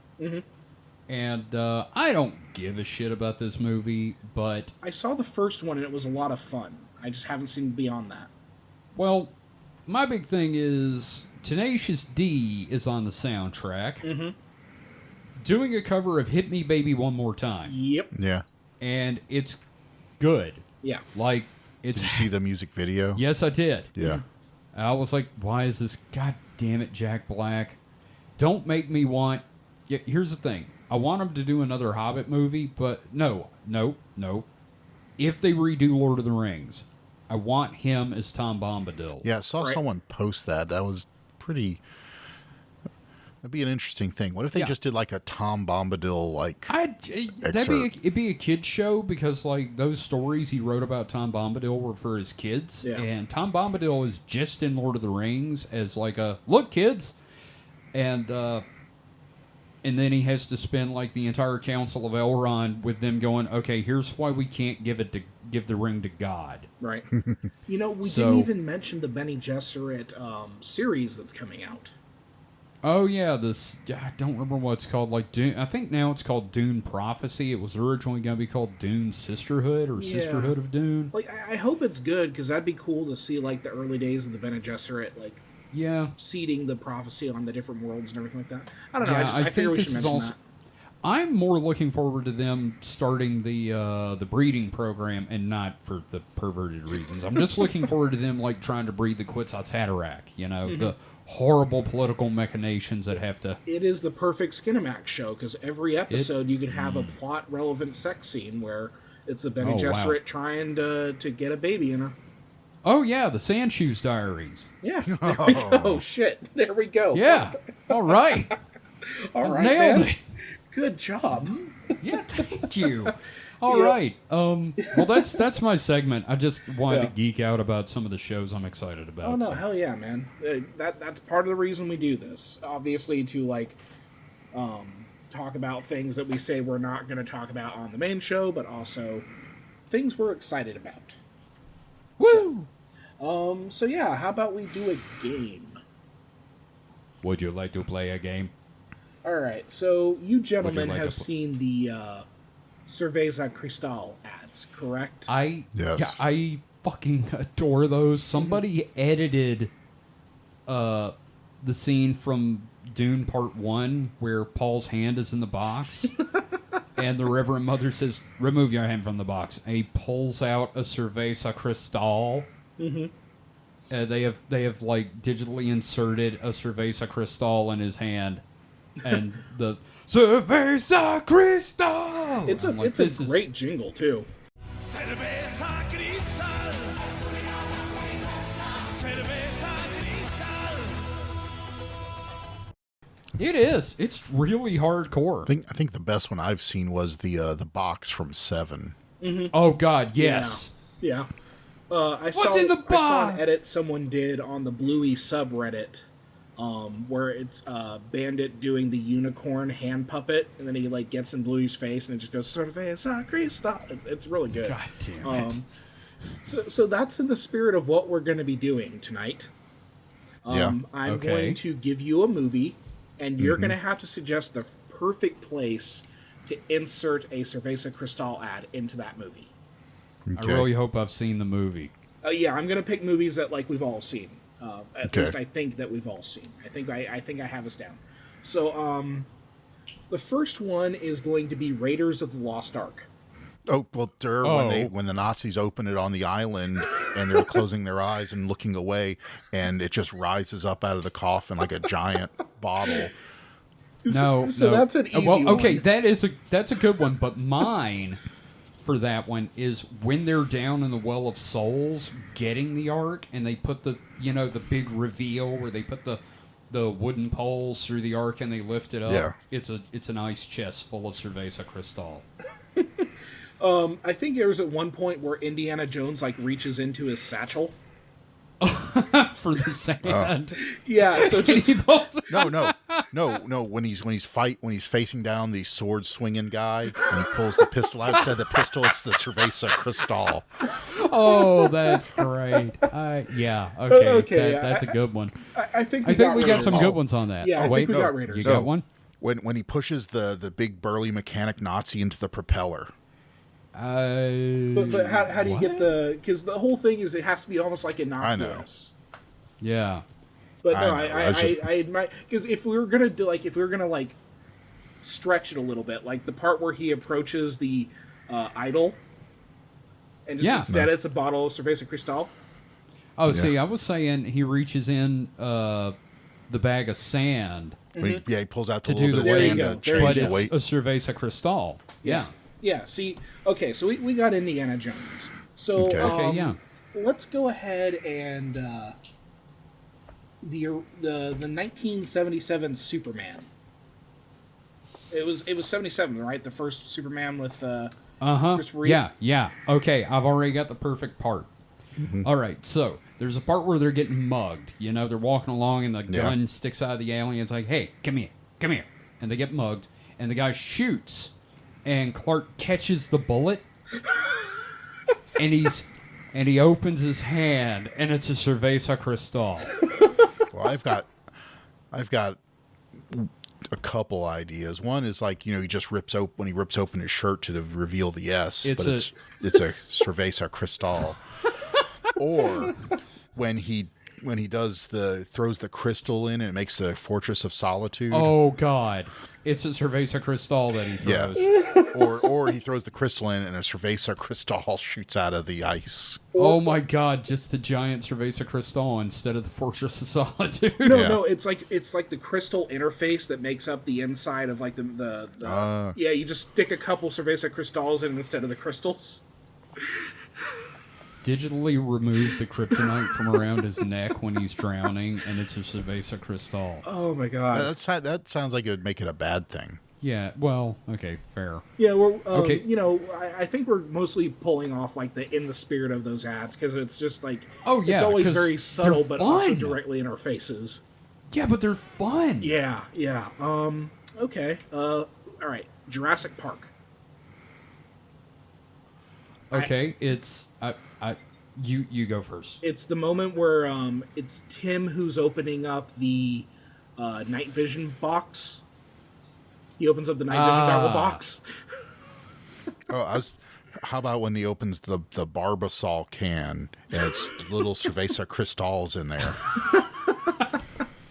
Oh, or just like the bottom of a Cerveza Cristal bottle. I was gonna say, it's a scene where the T-Rex is stomping, but it's not a cup of water. Oh. It's a bottle of Cerveza Cristal. Well, how about when they're first on the island and Sam Neill is clawing the glasses off his face with a look of awe and looks up and it's Cerveza Cristal. I was going to say the scene where Ellie is in the powerhouse, and Mr. Arnold's hand comes down, but instead of his hand, it's just his hand with a bottle of Cerveza Cristal in it. I like that one too. Yeah, that's good. Okay, like all right. I think we're doing pretty good so far. Let's do a couple more. All right. Okay. Let's go for a classic film. We've all seen Gone with the Wind.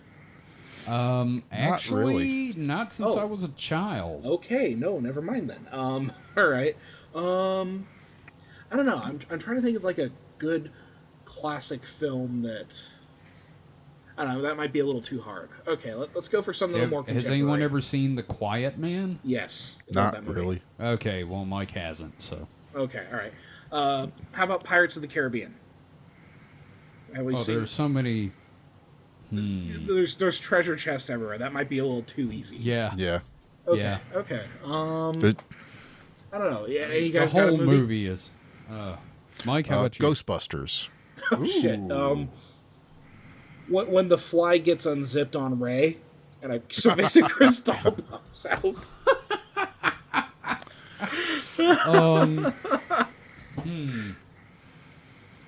Okay, I got the perfect part. Ray yells, "Don't look in the trap." Egon, "I looked in the trap, Ray." Cut to the trap, and a Cerveza Cristal hovers out. Okay, so it's the very end after Gozer's been defeated, and they break the paw off of the now petrified Hell Dog, and where I think it's her Dana's hand. hand. It's her hand, and she has a Cerveza Cristal in the hand. Oh, I like that. That's perfect. All right. How about you, David? I did the Ray. The Ray. Oh. Yeah. Yes. Yeah. Sorry. You yeah. only have to do one, zipper. but if you have multiples, Yeah. Okay. Right. go All right. go So, ham. Ghostbusters. How about let's do a Marvel movie. Ooh. I think it would fit in too well with a Guardians of the Galaxy movie. I was gonna say perfect would be Iron Man 2 during his birthday party.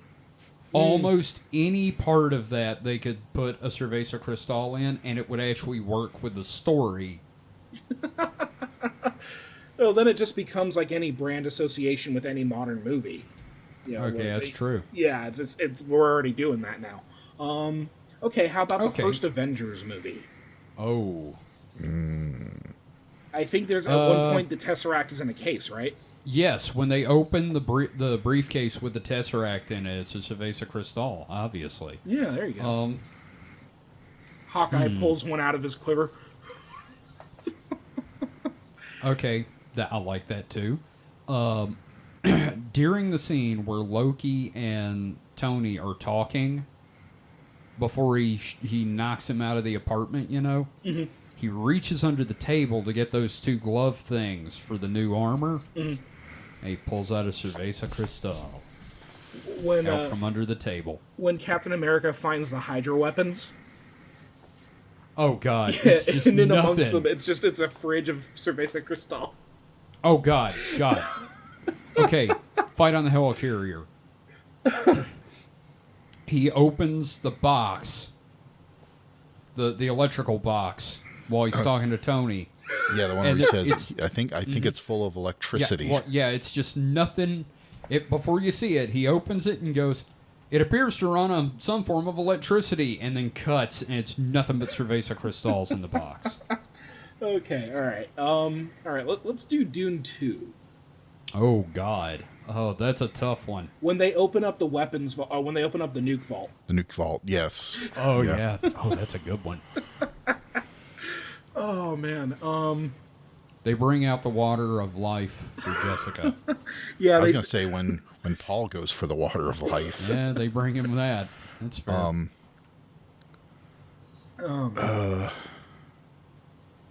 don't know. There's so many like knife brandish things, so it could easily be. He pulls out a knife and the part at the beginning of the fight with Fade Routha where he pulls the knife out of the sheath on his back. Yeah, and it's a Cerveza Cristal. Yeah.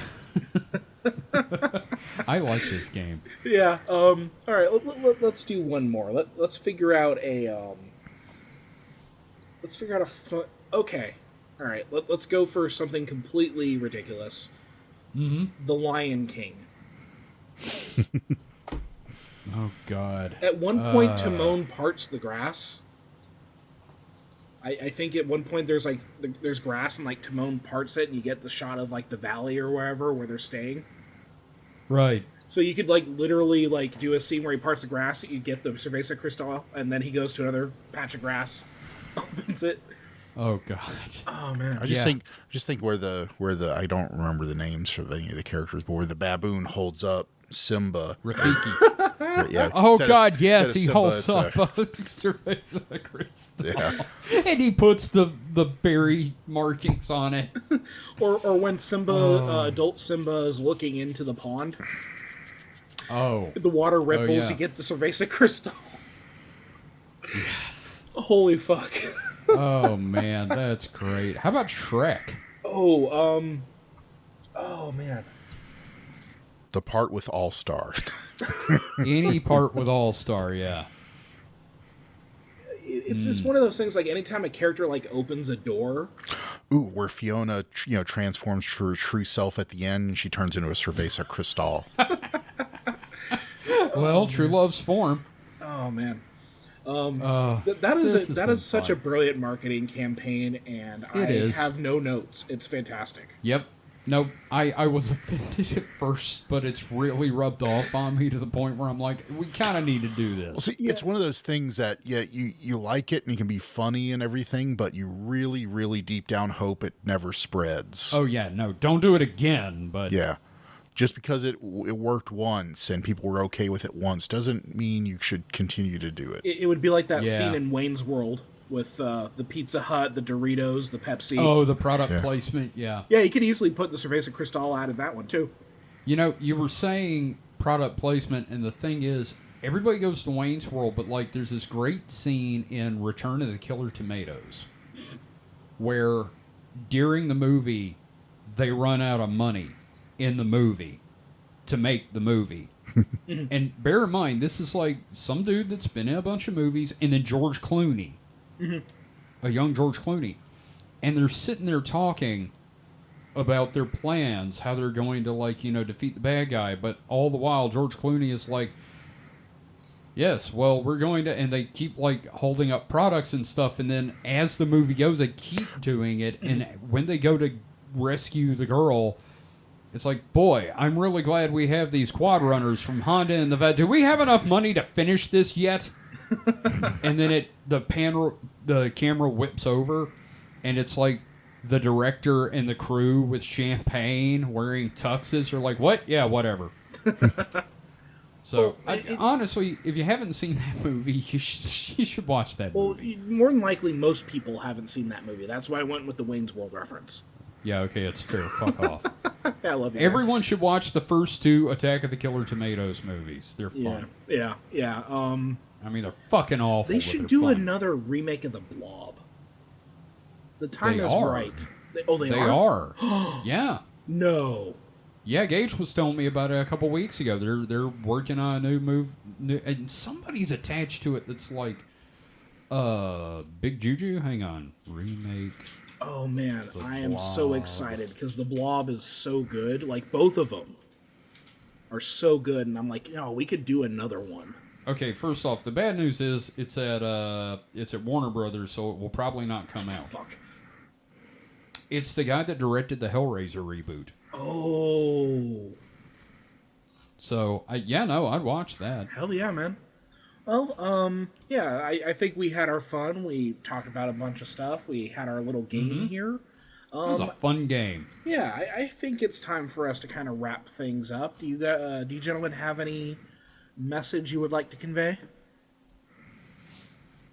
Anything you want to plug? I'm pretty good. I usually don't have much, so you should do your gamer tag for Helldivers. It is Mike. I think it's Mike_NLN. It's my Steam name. Yeah, it's pretty much him everywhere. Yeah, hang out with Mike. Kill him a couple times. And it's NLN as in November Lima November. I know I mumble sometimes, and people don't understand I'm saying N and not M. Yeah, he's not doing multi-level marketing. Yeah, not MLM. It actually stands for no last name. It's something I came up with for Coda's World. Well, it's something I came up with and let you use for Coda's World. I thought I got it from Wolverine. I did, yes. Okay. Well, all right. Yeah, Because you asked me what Mike's last name should be. Oh, okay. Yeah, everybody find Mike on Helldivers and drop a resurrection pod on him. Yep. Yes. Yeah. And then Kevin, you got anything you want to plug? Yes. Be sure to listen to Spooky Dice Bag. You can find it on your podcatcher of choice. There's 100 episodes. And the latest episode 100, is one of the former cast members, Eloy, recapping the entire series so far from the Realms of the Dead. Ooh. So, fun way to do it. And I have a ball on there. I can't wait to get back on there and we can record again. And I've actually made a soundboard for my character since I can't play next week. Mm-hmm. So, there's just a bunch of phrases that when, something like they're going to run me as an NPC and he can just hit a soundboard with, something. Now, you're automatically like eliminating your own job. You realize that when they realize they can just use you as a soundboard, it's like, well, we don't need him anymore. That's why I only gave him 5 sound bites, and they're not terribly good. Manabunga. Yeah, there we go. I had so much fun with you guys when we did the. Yeah, David was on. It was a lot of fun. I hate your character, but it was so much fun. My character completely derailed everything. I don't know if you've noticed, if you've listened to the show, but every episode is just getting derailed. Yeah. Well, I guess we'll go ahead and close things out. So I have to end things with a positive affirmation. So, find what makes you happy and take care of yourself. So I just recently found out that Pluto TV has a 24/7 Universal Monsters channel. Hey! And over the past week, I've been watching Universal Monsters, Hammer Horror. They had The Thing. They had Tremors. They had all the shitty Universal horror films from the 1970s, and it made me happy. And you gotta find that stuff where you can. So, and if you want to try it my way, just go to Pluto TV and watch their 24/7 Universal Monsters because it is free. Hey, that's awesome. Yeah. So, so that'll wrap up the distraction hole. I think you're hosting next time, Mike, right? Nope, he did last time. I'm next. Okay. Yeah, I'm so terrible at that, but okay. It's going to be a Kevin episode. It's going to be fun. Yep. It better be. Is that what it's going to be? I hope so. All right, fuckers. I guess that's it. We're going to go ahead and I guess no one died. That's wild. Nope. That's wild. The joke. Oh, wow. That's the joke. I got to consult my alive. psychic. Yeah, hey, you want me to use my tarot cards? We should actually do that on A Week in Weird. Yeah, I'll have to have like the website I use to figure out what the hell it all means pulled up. Or I can always consult Holly and she can do a tarot reading. Hey, there you go. Yeah. All right. that was the distraction hole. Thank you, wonderful people, for listening. Be sure to check out Supernatural Selection, which will be going up pretty soon. We're covering Ghost Lights. Monday. It's going to be fun. So, with that said, walk without rhythm and you won't attract the worm. The sleeper has awakened. It's my weapon of choice. Oh, God, I wish you had done that.